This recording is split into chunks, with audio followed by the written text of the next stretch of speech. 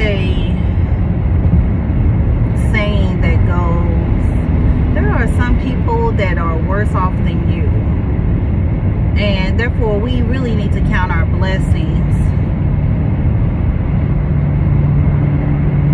and thank God for where we are, even if it looks horrible to us, because things can always be worse.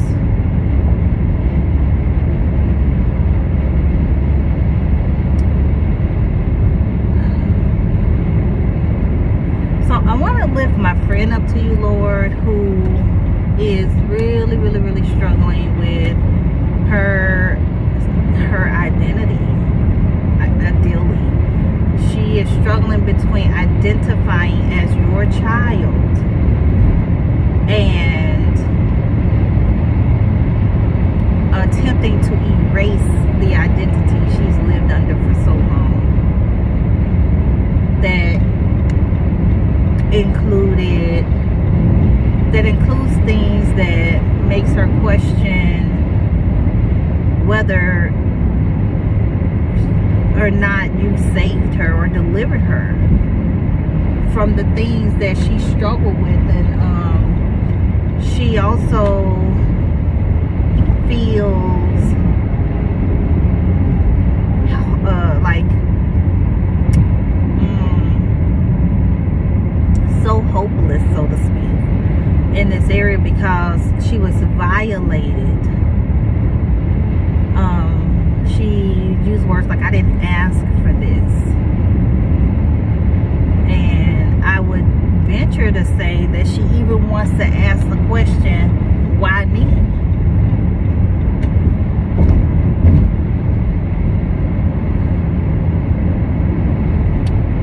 She shared something with me so deep that blew my mind. When I say it blew my mind, it blew my mind. Oh, it blew my mind.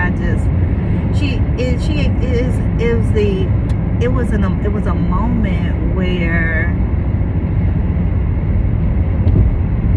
I was able to really begin to empathize with her and others that have experienced things like her.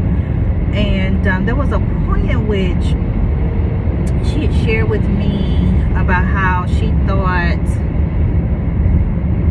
to God, had a thought and said to God, you know, kind of in a very sarcastic way, how can you deliver her? And I've been dealing with this for so long. How can you deliver her so easily? That was easy. That happened like in a flash, overnight. Yet I'm having to struggle with this.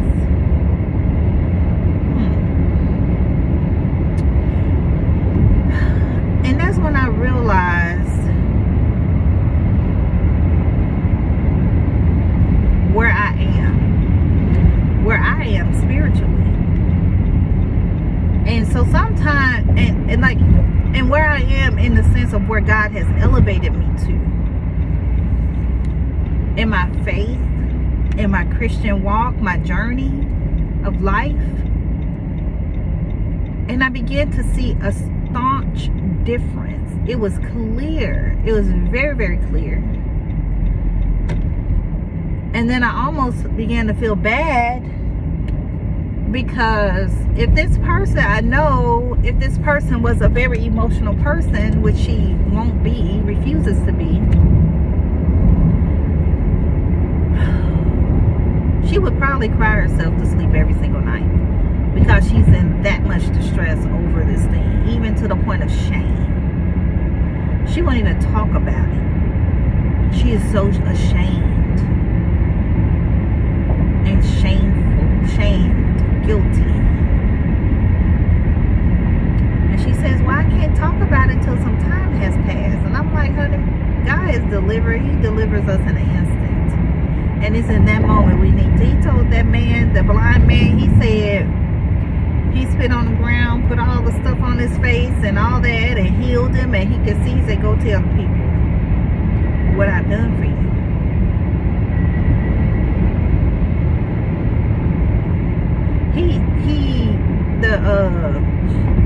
the man that was possessed with the demonic spirit that had to be exiled into this graveyard, the cemetery, to live, because he was so vexed and so this spirit had just enthralled and actually took a residency in him. He was scratching himself, like digging stones into his, I mean, he was a crazy man, lost his mind.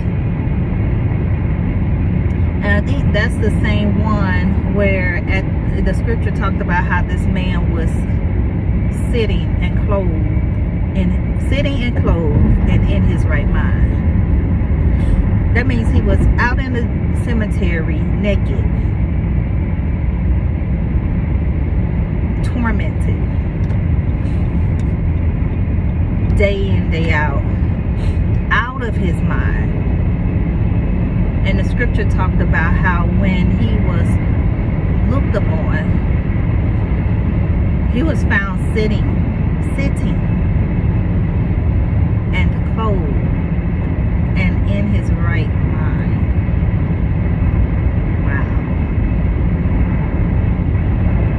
And the people saw him and they were like, weren't you the dude from up there? He went right back to the people and told the people who delivered him. And I think that Jesus he cast the spirits. It was Legion. He said, my name is Legion.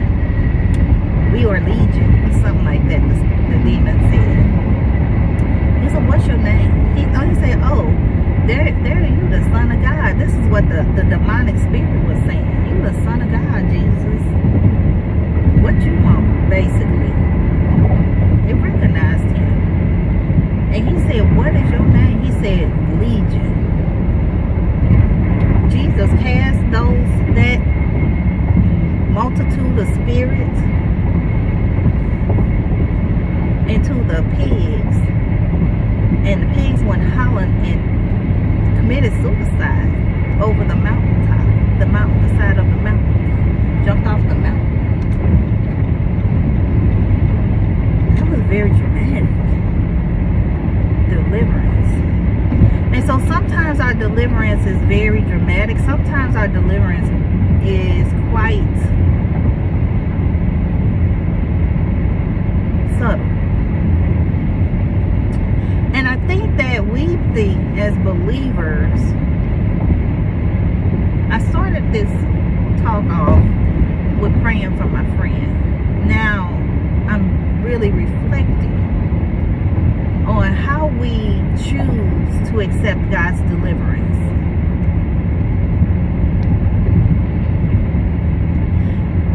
If we think that if our deliverance is not dramatic, that we ain't been delivered.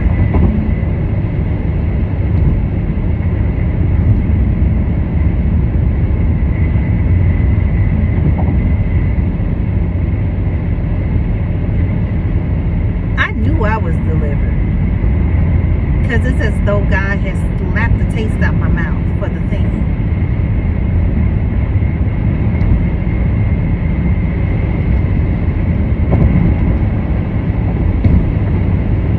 And I had shared with my friend, I was like, I think God slapped the taste out of my mouth regarding this thing. Even the desire to be curious about, or to look into, or be consumed with this thing. I don't even care about it no more. I literally don't care. But then that left her feeling sad and alone in a sense, kind of by herself again. And she's just like, how come he ain't delivered me? I've been dealing with this for a long time, way before I met you, and I have been struggling with how I engage in life.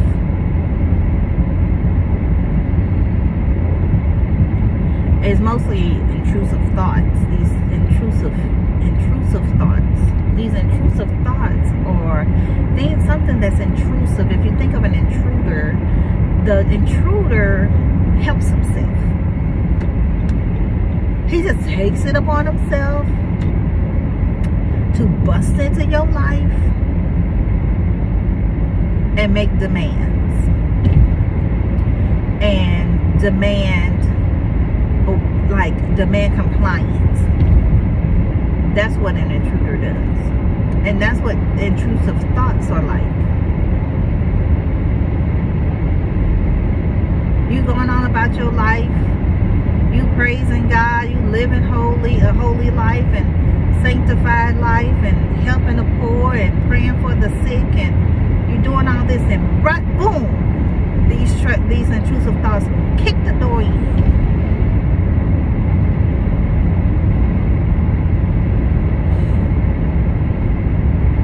And in that moment, your life is in danger.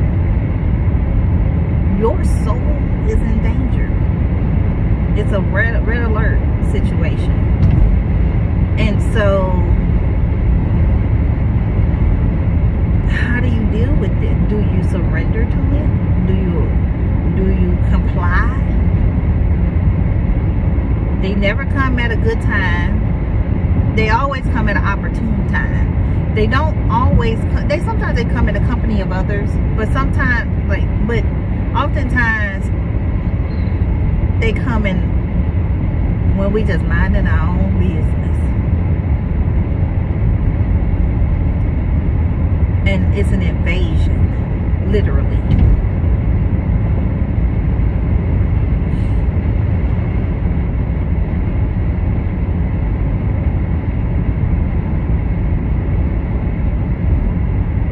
And for some, they become captive to those thoughts.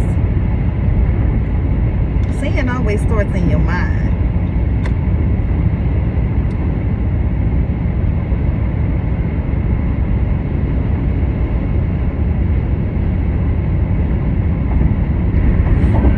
How we think determines how we feel, and how we feel determines what we do.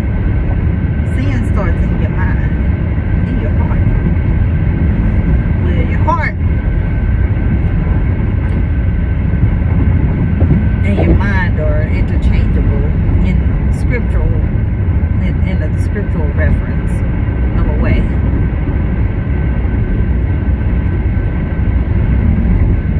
But it starts in your mind and your heart, and that determines how we feel, which in turn determines what we do. And sometimes a thing happens that makes us feel a certain way, that sparks a certain thought that makes us find ourselves doing all kinds of different things that ain't pleasing to God. Whether it's lashing out at people, being reclusive. This sun is like, I can't barely see cars or anything. But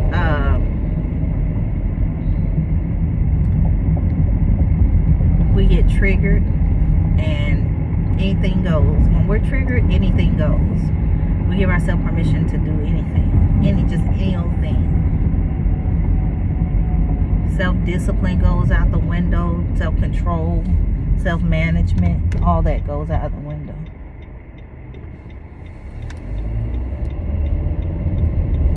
But I want to really highlight how God can deliver us from that thing in an instant. Even those intrusive thoughts, He can deliver us from those in an instant. And we wake up. The issue is we go back and we play around with it. Let me just see if I'm really delivered, right? And we start playing games with the deliverance that God. We start playing na, so to speak.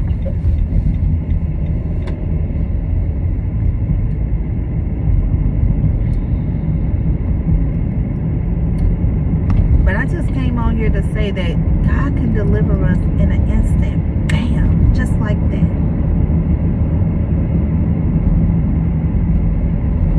Fully. 100% fully, completely delivered. Completely in an instant. We just have to surrender and let go of whatever it is that we're holding on to that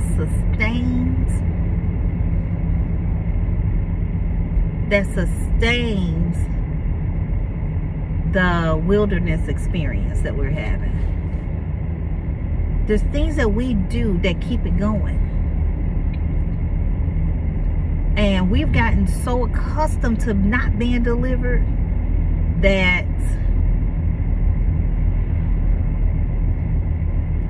we get comfortable and we start making our home in it. And then we start finding ways to keep it going and sustaining it. So when the deliverance comes, we make up all kinds of excuses as to why it ain't working, why this and why that. And start having pity parties and all these other things. And start looking at other people, how he deliver you and then deliver me. It's about our posture. We have to want to be delivered. We gotta want to. We cannot get to the Red Seas in our life and decide to look back and turn back around. We gotta keep moving forward. We gotta press forward. Sometimes that Red Sea ain't gonna be dry. That experience is not gonna be on dry land, crossing over. We might have to go swimming. We might have to jump right in. Boop. Because God chooses how and when he delivers, what our deliverances look like. He chooses.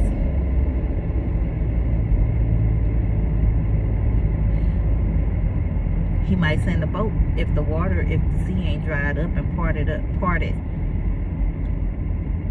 split with the waters on either side and the dry land in the middle. He might decide to send a boat instead. But we gotta be ready, willing.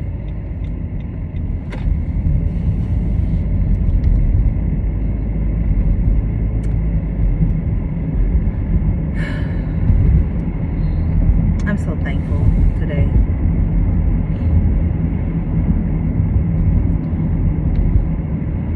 But we gotta be ready and seeking deliverance too. That's our part.